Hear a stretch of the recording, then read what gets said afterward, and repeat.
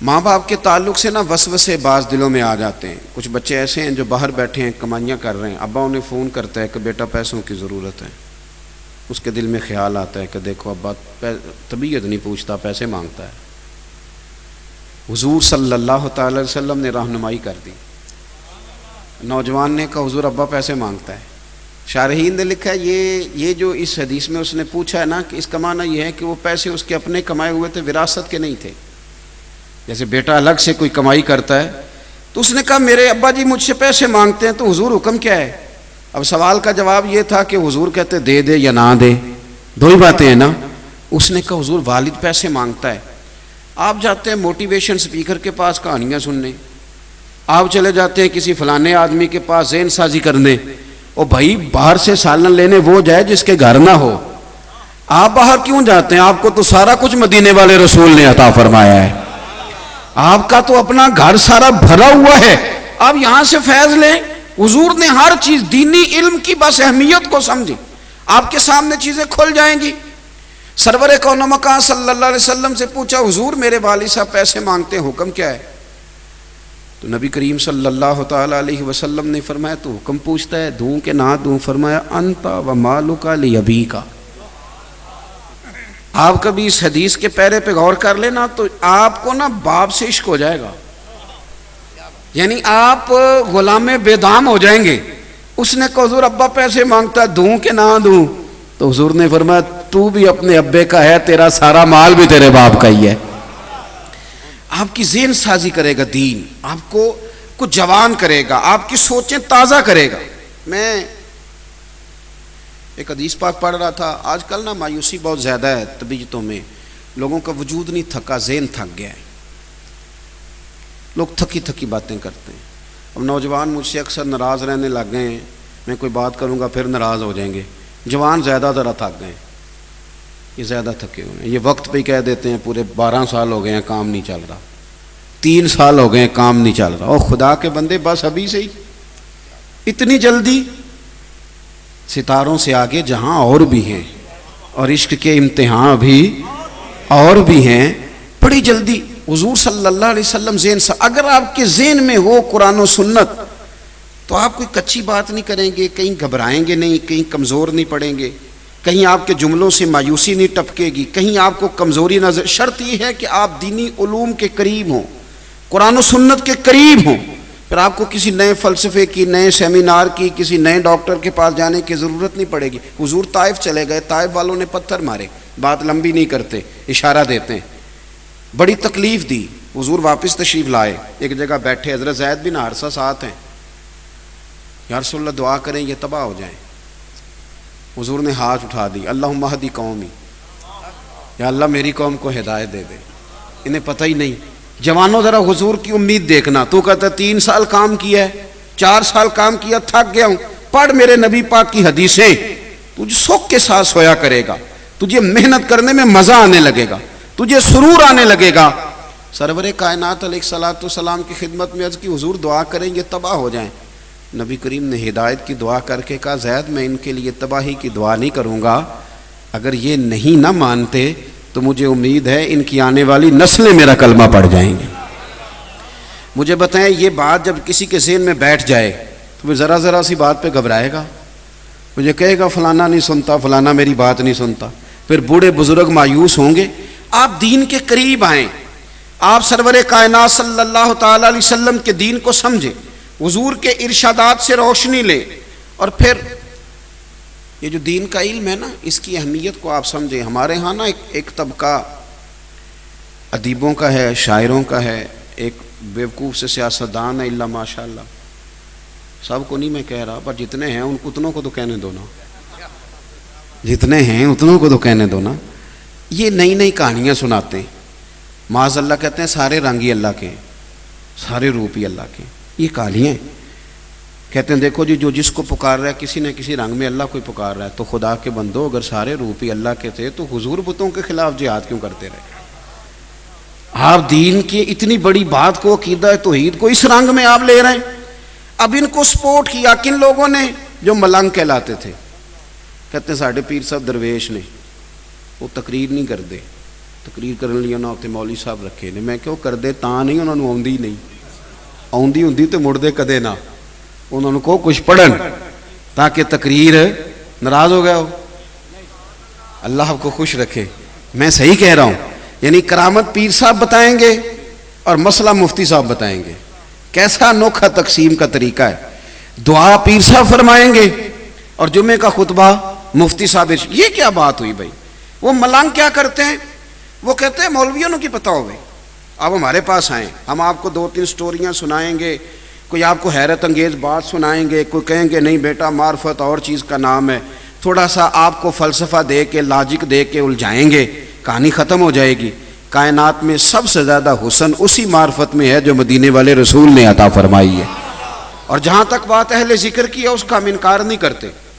اللہ والوں کے تو ہم خادم ہیں، جاروب کش ہیں. لیکن آپ سنیے رسول کریم کا جو طریقہ ہے، علم کے ساتھ حضور کا جو شغف ہے. آج نا لوگ خطباء کو جانتے ہیں، واعظین کو جانتے ہیں، یا جو سوشل میڈیا پہ لڑائیاں کر رہے ہیں ان کو جانتے ہیں. میں جاتا ہوں اجتماعات میں تو لوگ کہتے ہیں مولوی لڑ رہے ہیں، تو میں نے کہا آپ نے دیکھا ہی 5-6 مولوی ہیں. ہمارے تو سینکڑوں شیوخ الحدیث ہیں جو بیٹھ کے توجہ کے ساتھ رسول اللہ کا دین پڑھا رہے ہیں، توجہ کے ساتھ. آپ نے 4 بندے دیکھیں آپ پریشان ہو گئے، آپ نے دیکھا ہی نہیں. کبھی آپ کھڑکی کھول کے پیچھے دیکھیں سبزہ بڑا شاندار ہے.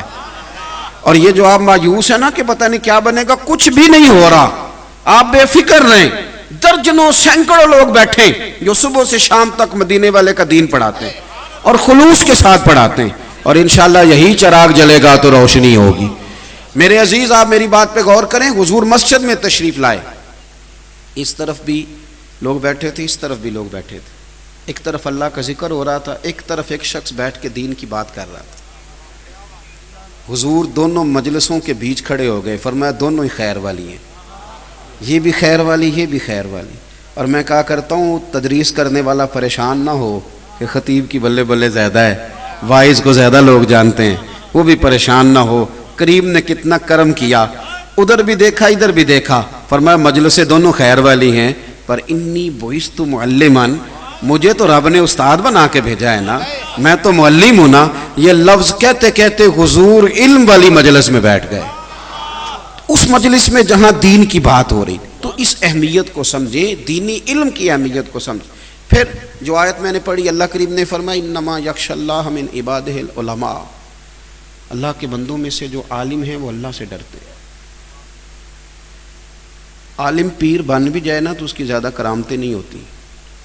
اس نے کوئی بات سنانی ہے تو سوچ سمجھ کے ہی ہے نا. تو جاہل جو ہوتا ہے اس کو تو عام اجازت ہے نا جو مرضی کہتا رہے. علم خشیت پیدا کرتا ہے، جسے جس چیز کا پتہ چل جاتا ہے نا پھر اس سے ڈرتا ہے، خشیت پیدا کرتا ہے. حضرت عبداللہ ابن مسعود رضی اللہ تعالیٰ عنہ فرمایا کرتے تھے کثرت کیلو کال والا عالم نہیں ہوتا. وہ تو آپ ویسے پنچایت میں بیٹھے ہیں تو کچھ بندے ایسے ہیں جو بولنے نہیں دیتے، بالکل ان پڑھ ہیں، کہیں سے نہیں پڑھے، بڑی باتیں کرتے ہیں، بڑی داستانیں، ان کے پاس آپ بیٹھے ہو تھکنے نہیں دیتے، اور بات ان کی کہاں سے شروع ہوتی ہے وہ ختم ہی نہیں ہوتی. تو آپ ان کو عالم تھوڑا سمجھ لیں گے. حضرت عبداللہ ابن مسعود یہ آیت پڑھ کے فرمایا کرتے تھے کثرت کیلو کال والا عالم نہیں ہوتا، بلکہ رب سے زیادہ ڈرنے والا عالم ہوتا ہے، جس کی باتیں محتاط ہوں، جس کی گفتگو محتاط ہو، جس کا لب و لہجہ محتاط ہو. یہ ذوق جب طبیعت کے اندر آتا ہے علم کا، پھر ساتھ ساتھ خشیت آتی. آپ بڑے لوگوں کو دیکھ لیں، ان کے دعوے کوئی نہیں تھے. آج تو ہمارے بڑے بڑے القابات ہیں، اور جو روایتی نقیب ہوتے ہیں محافل میں انہوں نے پکے لقب یاد کر لیے ہوتے ہیں، جو آتا ہے سب کے ساتھ ایک ہی جڑ دیتے ہیں، پکے کٹھے یاد کر لیے. ان کو نہیں پتہ یہ بندہ اس کا اہل ہے کہ نہیں، وہ کہہ دیتے ہیں، بول دیتے ہیں. عزیز بھائی آپ دیکھیں کہ حضرت عمر فاروق رضی اللہ تعالیٰ عنہ کی نبی پاک نے شانیں بیان کی. شانیں حضور نے کہا جس گلی سے میرا عمر گزرے شیطان رستہ بدل جاتا ہے. حضور صلی اللہ تعالیٰ علیہ وسلم نے فرمایا میرے بعد اگر نبی ہوتے تو خطاب کے بیٹے عمر ہوتے. لیکن علم خشیت پیدا کرتا ہے نا، جب کوئی جان لیتا ہے پھر وہ ڈرتا ہے. حضور نے ان کی شانیں بیان کی. انہوں نے ساری زندگی ایک ہی بات کی، لوگوں میں اونٹ چرانے والے کا بیٹا، میں اونٹ چرانے والے کا بیٹا، مجھ سے تو 10 اونٹ نہیں سنبھالے جاتے. اب خشیت آ گئی ہے نا، اب مزاج اور ہو گیا ہے، اب ذہن سازی اور طرح کی ہو، مزاج اور جب آپ کے اندر خشیت آنے لگتی ہے، خشیت، پھر آپ کے اندر وہ قرار آتا ہے، قرار، کہ آپ محسوس کرتے ہیں کہ اب نہ میرے لیے عمل کرنا آسان ہو گیا. اب ایسا نہیں ہے کہ میں لفظوں میں کچھ اور کہتا ہوں اور عمل میرا کچھ اور ہے، پھر آسانی سے انسان عمل کرنے لگتا ہے. دینی طالب علم جو ہیں اور عام عوام جو ہے، ہم سب کے لیے یہ ضروری ہے کہ دین کے علم کی طرف جب ہم توجہ کریں تو اس نیت سے کریں کہ ہم نے اس پر عمل کرنا ہے. ہمارے ہاں زیادہ تر بحث ہوتی ہے. ہم کہیں سے کوئی بات سنتے ہیں، پھر جا کے اپنے محلے کے امام کو کہتے ہیں کہ آپ نے تو یہ بات کبھی نہیں سنائی، تو یہ دیکھیں آج میں نیا مسئلہ سن کے آیا ہوں. وہ معاملات جن کے اندر گنجائش ہے، مستحبات ہیں، وہ کہیں کرتا دیکھ لیں تو آ کے ہم اپنے امام کے ساتھ بحث شروع کر دیتے ہیں. یہ لڑائی نہیں کریں، آپ علم کا ذوق پیدا کریں، اور اس لیے نہیں کہ بحث کرنی ہے. نبی پاک صلی اللہ علیہ وسلم نے فرمایا جس نے علم اس لیے حاصل کیا کہ جاہلوں پہ رعب جمائے گا یا علماء سے بحث کرے گا، اسے تو اللہ جنت کی خوشبو بھی نہیں دے گا. آپ عمل کے لیے علم حاصل کریں، عمل کے لیے، اور شوق کے ساتھ، شوق کے ساتھ. آپ یہ جو معرفت ہے نا ساری کی ساری، اور یہ جو دل کا نور ہے، یہ سارا رسول اللہ صلی اللہ تعالی علیہ وسلم کے دیے ہوئے علم کے ساتھ وابستہ ہے. اگر قرآن و سنت کے آپ قریب ہوتے جائیں گے تو دل روشن ہوتا جائے. یہ بھی ایک تڑپ ہے اگر لگ جائے، یہ بھی ایک ذوق ہے اگر پیدا ہو جائے. یہ بھی یہی ہمارے صوفیہ کرتے تھے. وہ دور دراز جاتے تھے، علم حاصل کرتے تھے، پیاس بجھاتے تھے. کچھ لوگ حنفی ہوئے، کچھ حنبلی ہوئے، کچھ شافعی ہوئے، کچھ مالکی ہوئے، کچھ چشتی ہوئے، کچھ قادری ہوئے، کچھ نقشبندی ہوئے، کچھ سہروردی ہوئے.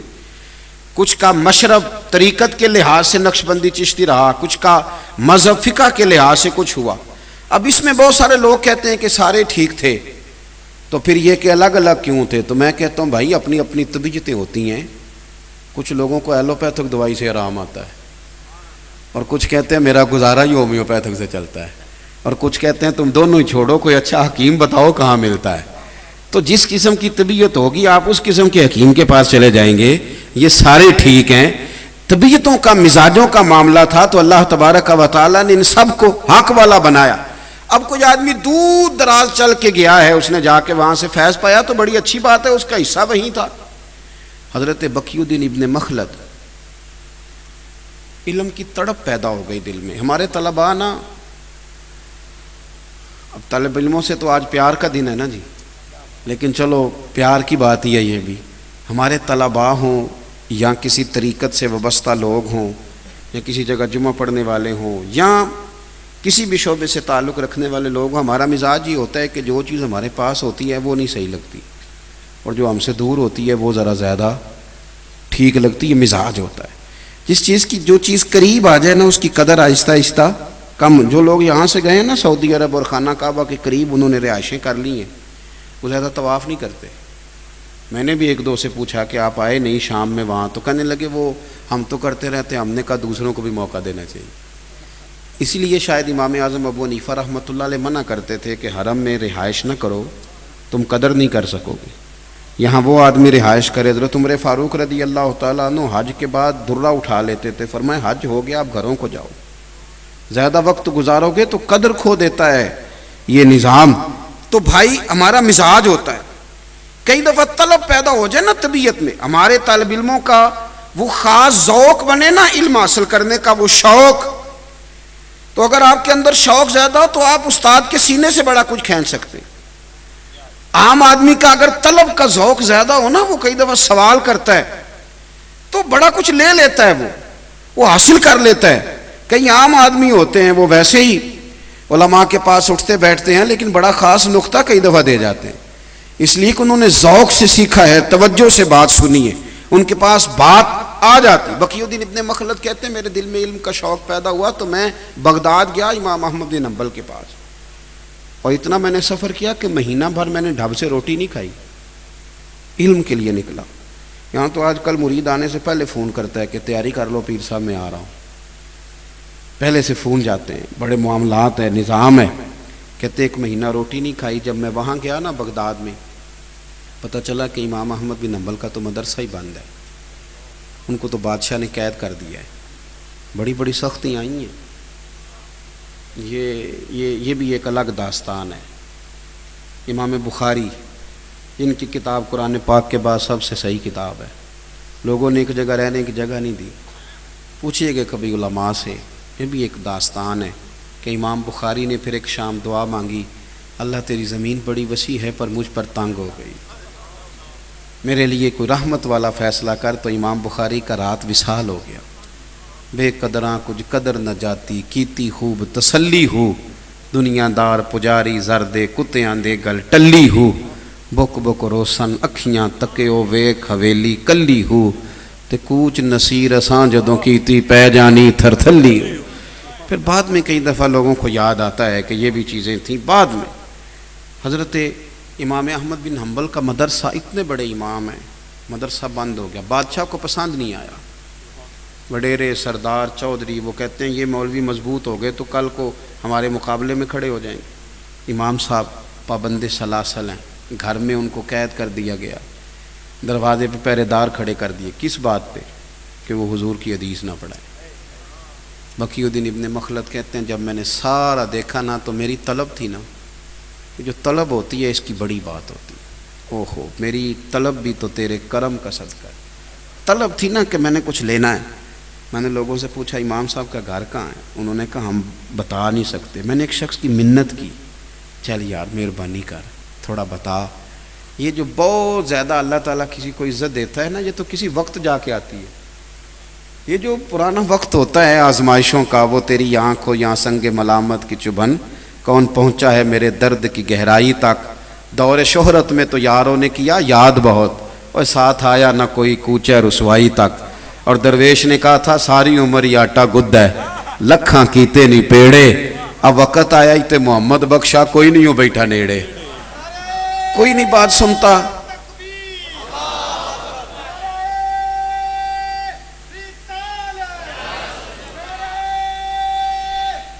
سنیں جی، حضرت امام احمد بن حنبل کا کوئی گھر کا پتہ بتانے کو بھی تیار نہیں۔ ایک شخص کی منت کی تو وہ کہنے لگا میں نہ صرف اشارہ کروں گا، میں صرف اشارہ کروں گا، اور وہ بھی آنکھ سے۔ ڈر بڑا لگتا ہے حکومت وقت سے۔ ایسے بھی حالات آتے ہیں، ایسے بھی حالات آتے ہیں۔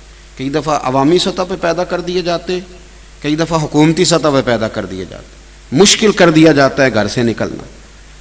وہ کہتے ہیں کہ میں پہنچ گیا دروازے تک، اشارہ کیا کہ یہ گھر ہے۔ اللہ اکبر۔ فرماتے ہیں مجھے ذوق تھا نا علم پڑھنا ہے اور استاد سے پڑھنا ہے، مرشد سے فیض کا ذوق تھا نا، تو کہتے ہیں اگلی صبح پھر میں علم پڑھنے آیا۔ میں نے کپڑے پھاڑ لیے، ٹوپی اتار لی، ہاتھ میں مانگنے والا کاسا پکڑ لی۔ او تینوں لب دیں آپ گواچے، سانو اپنی خبر نہ کوئی، ساتھوں پارے نی ککھ گلیاں دے، ہن تے آکھ دے لوگ شدائی، ننگ نموس دا ساڑ کے چولا، اساں گل پہنے ہیں تاج گدائی، وہ سجنا اپنا آپ گوایا تاں یار نے چاہتی پائی۔ فرماتے ہیں وہ کاسا گدائی، میں دروازے دروازے مانگنے لگا، کوئی ایک آنا دیتا، کوئی دو دیتا، کوئی ایک دینار، کوئی تین، مانگتے مانگتے پھر دروازہ امام احمد بن حنبل کا آیا، میرے مرشد کا گھر آیا، میرے استاذ کا۔ وہ جب نکلے نا ایک دینار لے کے، تو ان کا چہرہ دیکھا تو میں رو پڑا۔ میں نے عرض کی حضور دینار نہیں، میں تو آپ سے حضور کی حدیث سننے آیا، آپ نہ یہیں کھڑے کھڑے 2 منٹ میں جو آپ سے ہو سکے مجھے پڑھا دیا کریں۔ سونیا میں روز خیرات لینے آؤں گا، میں روز خیرات لینے آؤں گا، میں مانگوں گا، مہربانی کرنا، میں بھوک کاٹ لوں گا، پتے کھا لوں گا، پر میں یہاں آ کے نا آپ سے پڑھا کروں گا۔ ابن مخلد کہتے ہیں کہ میں روز مانگنے جاتا، میں روز مانگنے جاتا، سوالی بن کر خیرات لینے جاتا، میں نا ان کے دروازے پہ جا کے صدا لگاتا، وہ باہر آتے، 1 دینار بھی دیتے اور حضور کی 3 حدیثیں بھی پڑھاتے۔ کہتے ہیں میں نے نا سوالی بن کے، فقیر بن کے رسول اللہ کا دین پڑھا۔ وقت بدل گیا، حالات تبدیل ہو گئے، حکومت بدل گئی، امام صاحب کا مدرسہ لگ گیا، دارالحدیث کھل گیا، دور دراز سے طلباء آ کے بیٹھے۔ جب مدرسہ سجا تو یہ فقیر بھی پہنچا۔ کہتے ہیں سارے بیٹھے تھے، جب میں گیا تو امام اٹھے اور مجھے سینے سے لگایا، فرمایا سجنا پڑھا ساری دنیا نے ہے، پر جو تو نے پڑھا ہے انشاءاللہ مجھے مرتے دم تک یاد رہے گا۔ تیرا پڑھنا بھی کمال ہے، میرا پڑھانا بھی کمال۔ آپ نا اپنی طبیعت میں وہ شوق تو لائیں، وہ ذوق تو پیدا کریں. دیکھیں نا کئی دفعہ نا ادائیں اس طرح کی ہوتی ہیں. ادائیں فقیر کے پاس درویش آیا تو اس نے اس محبت سے بیٹھ کے حاضری دی، اس محبت سے بیٹھ کے کہ فقیر نے فوراً ہی دستار اتار کے سر پہ رکھی. تو پیر بھائی بھی کئی دفعہ مقابلہ کر لیتے ہیں نا. میں کہا حضرت جی یہ آپ نے کیا کیا؟ تو فرمانے لگے یار اس کی ادائیں ایسی تھی، اس نے مجھے رڑکا اور مکھن نکال کے لے گیا ہے، تو لسی بچی ہے، پانی ڈالتے جانا پیتے جانا. کیا بتائیں رنگ ہی اس طرح کا تھا اس شخص کا. کچھ طلباء میں کچھ لینے والوں میں ذوق ہوتا ہے، اپنا ذوق بنائیں. ایک بات میں نے والدین کے لیے بھی کرنی ہے، زیادہ میں نے باتیں نہیں کرنی اس لیے کہ یہ تو میری ڈیوٹی لگا دی گئی تھی آج کہ آپ نے آنا ہے. حضرت نے کئی دفعہ فرمایا، ورنہ میں سمجھتا ہوں کہ جہاں بھی علماء موجود ہیں وہ دین کی بات ہی کر رہے ہیں، جہاں بھی کر رہے ہیں. تو بہت ساری باتیں آپ نے ان میں سے سنی ہوئی ہیں. میری تو ڈیوٹی تھی آج بات کرنے کی تو میں کر رہا ہوں، اور الحمدللہ سعادت سمجھ کے کر رہا ہوں، اور دل کی بڑی خوشی کے ساتھ کر رہا ہوں کہ مجھے رسول اللہ کے دین پڑھانے والے ایک ادارے میں بیٹھنے کا موقع مل رہا ہے.